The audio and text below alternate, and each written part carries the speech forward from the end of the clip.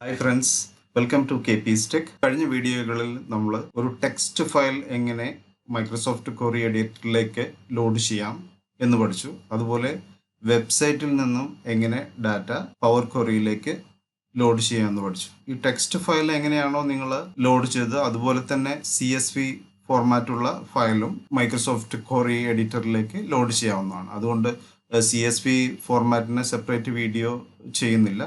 അത് നിങ്ങൾക്ക് ചെയ്ത് നോക്കാവുന്നതാണ്. CSV ഫോർമാറ്റും സെയിം ലൈക്ക് ടെക്സ്റ്റ് ഫയൽ. ഇന്ന് നമ്മൾ ഒരു എക്സൽ ഫയലിൽ നിന്നും എങ്ങനെ ഡാറ്റ മൈക്രോസോഫ്റ്റ് കൊറി എഡിറ്ററിലേക്ക് ലോഡ് ചെയ്യാമെന്ന് പഠിക്കാം. ഇന്ന് നമ്മളൊരു സെയിം എക്സൽ ഫയൽ നമ്മളിപ്പോൾ ഓപ്പൺ ചെയ്ത് വെച്ചിട്ടുള്ള ഒരു എക്സൽ ഫയലിൽ നിന്ന് തന്നെ എങ്ങനെ കൊറി എഡിറ്ററിലേക്ക് ലോഡ് ചെയ്യാമെന്നാണ് പഠിക്കുന്നത്. അത് നമ്മൾ സ്റ്റെപ്പ് ആയിട്ടാണ് പോകുന്നത്. അപ്പോൾ ഇതിൻ്റെ ഓരോ വീഡിയോകളുടെയും എക്സൽ ഫയലോ ടെക്സ്റ്റ് ഫയലോ എല്ലാം അത് നമ്മൾ എക്സാമ്പിൾ കാണിക്കുന്നത് അത് ആ വീഡിയോയുടെ ഡിസ്ക്രിപ്ഷനിൽ നിന്നും നിങ്ങൾക്ക് ഡൗൺലോഡ് ചെയ്തെടുക്കാൻ കഴിയുന്നതാണ്.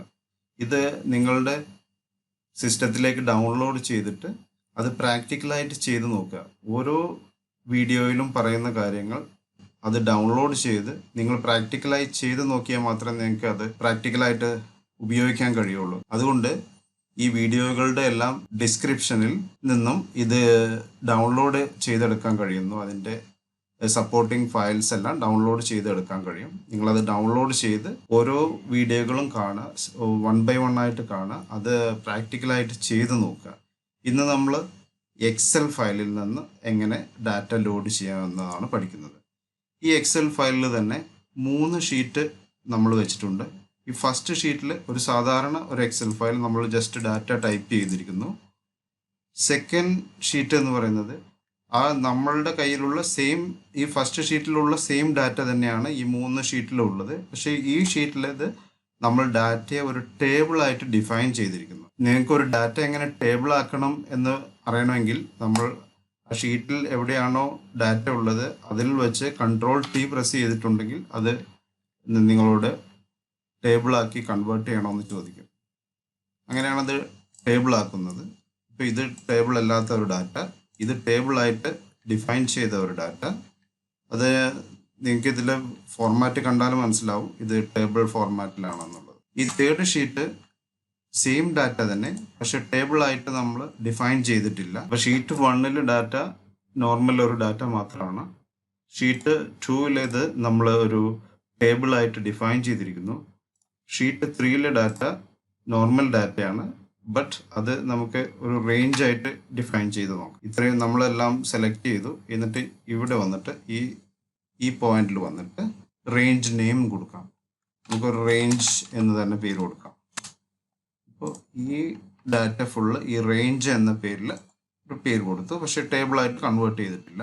ഇത് കൺവേർട്ട് ചെയ്ത ഡാറ്റ, ഇത് നോർമൽ ഡാറ്റ. ഇനി നമുക്ക് ഓരോ ഷീറ്റും എങ്ങനെ പവർ ക്വറിയിലേക്ക് ലോഡ് ചെയ്യാമെന്ന് നോക്കാം. പവർ ക്വറിയിലേക്ക് ലോഡ് ചെയ്യുന്നതിന് വേണ്ടി ഡാറ്റയിൽ പോകുന്നു. From table range.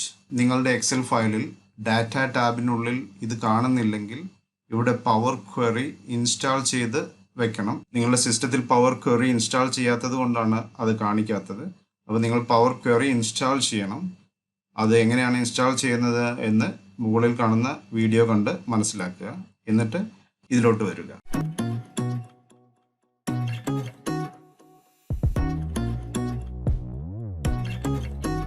ഡാറ്റയിൽ പ്രസ് ചെയ്ത് ഫ്രം ടേബിൾ ഓർ റേഞ്ച്, ഈ ഗെറ്റ് ഡാറ്റ ഇതിനുള്ളിലും നമുക്കത് കിട്ടും. ഈ from other source, from table or range. അപ്പം നമ്മൾ ഇതിൽ വെച്ചിട്ട് നമ്മുടെ ഡാറ്റ ഏരിയയിൽ വെച്ചിട്ട് from table or range click ചെയ്താൽ അത് ഫസ്റ്റ് ചോദിക്കും were is the data for your table.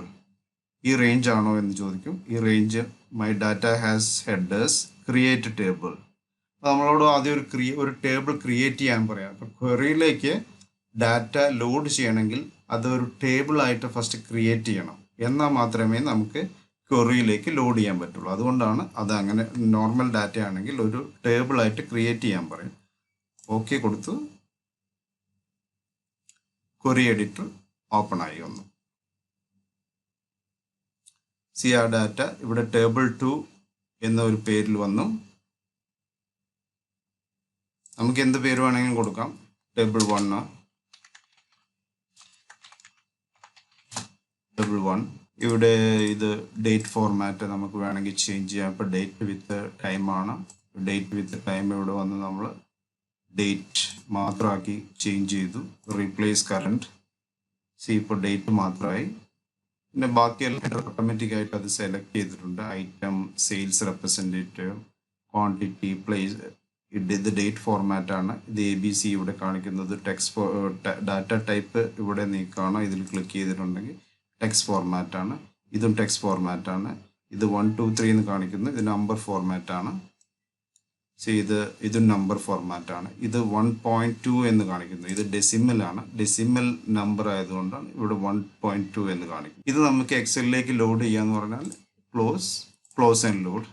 നമ്മൾ ഓൾറെഡി ഉള്ള ഡാറ്റ തന്നെ അത് നമുക്ക് ഈ ഫോർമാറ്റിൽ എന്തെങ്കിലും ചേഞ്ചസ് വരുത്തിയിട്ട് നമുക്ക് ഇങ്ങോട്ട് വീണ്ടും ലോഡ് ചെയ്യാം. ഇതിൻ്റെ ആവശ്യങ്ങൾ വരുന്ന വീഡിയോകളിൽ മാത്രമേ നമുക്ക് മനസ്സിലാവുകയുള്ളൂ. ഇനി ഒരു ടേബിളായിട്ട് ഡിഫൈൻ ചെയ്തിട്ടുള്ള എക്സൽ ഫയലാണ്. ഓൾറെഡി ഒരു ടേബിളായിട്ട് നമ്മൾ ഡിഫൈൻ ചെയ്തിട്ടുണ്ട്. അത് എങ്ങനെ ക്വറിയിലേക്ക് ലോഡ് ചെയ്യാമെന്ന് നോക്കാം. ഡാറ്റയിൽ പോയി ഫ്രം ടേബിൾ റേഞ്ച് കൊടുത്തു. അപ്പോൾ നമ്മളോട് നെക്സ്റ്റ് ഒരു ക്വസ്റ്റ്യൻ ഇല്ല. ടേബിളായിട്ട് ക്രിയേറ്റ് ചെയ്യാൻ പറയുന്ന ഒരു ക്വസ്റ്റ്യൻ മാത്രം ഒഴിവാകുന്നു. ബാക്കിയെല്ലാം സെയിം തന്നെ. ഇവിടെ നമുക്ക് നെയിം കൊടുക്കാം. ഡാറ്റ എന്തെങ്കിലും ചേഞ്ചസ് ഉണ്ടെങ്കിൽ അത് വരുത്താം.